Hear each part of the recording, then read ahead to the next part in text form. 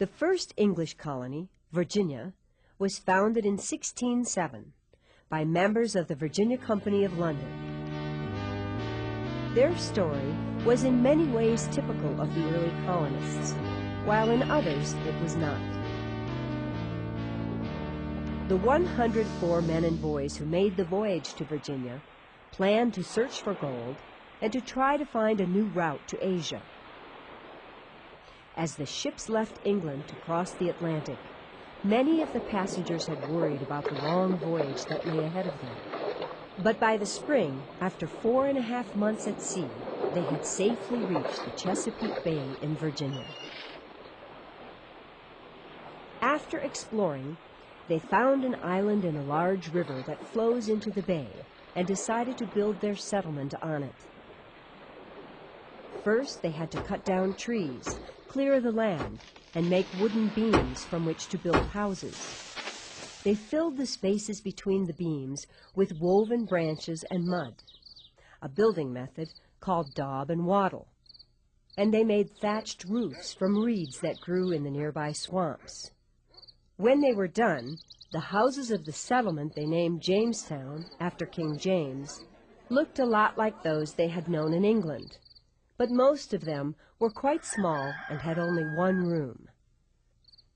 As time went by, the colonists also built barns where they could store supplies, and they built a new church where regulations required them to worship twice a day.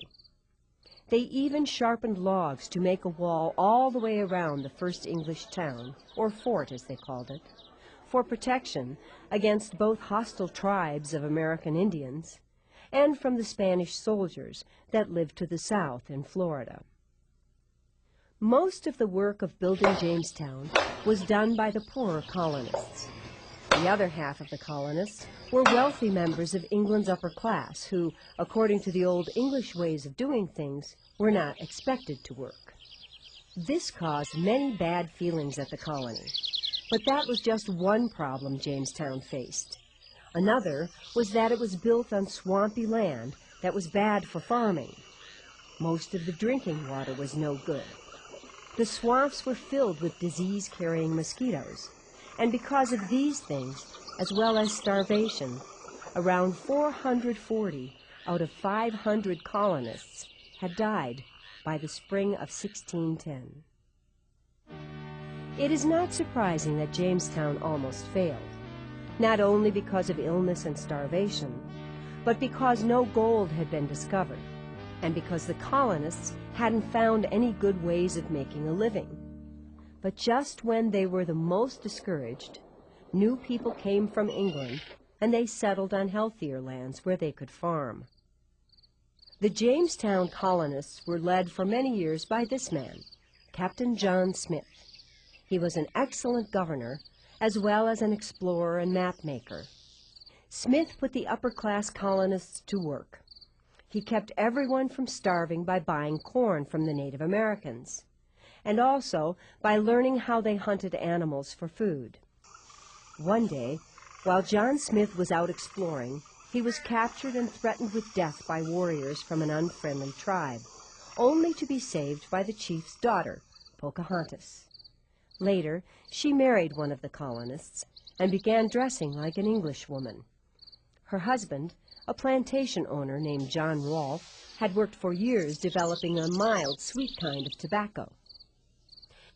The English settlers in Virginia started raising lots of tobacco plants, and they grew quite well. After the leaves were harvested and dried, the tobacco was shipped off to Europe, where the dangerous habit of smoking was just becoming popular. As the years passed, tobacco farming brought the colony great prosperity. In 1619, the people of Jamestown elected an assembly of men called the House of Burgesses to make laws for their growing colony. That turned out to be a very important year because it was the beginning of representative government in America. Unfortunately, 1619 was important for another reason as well.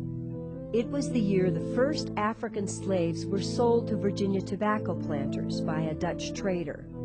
After that, Thousands of more slaves were put to work in the colony's plantations, and this allowed their owners to live in fantastic luxury.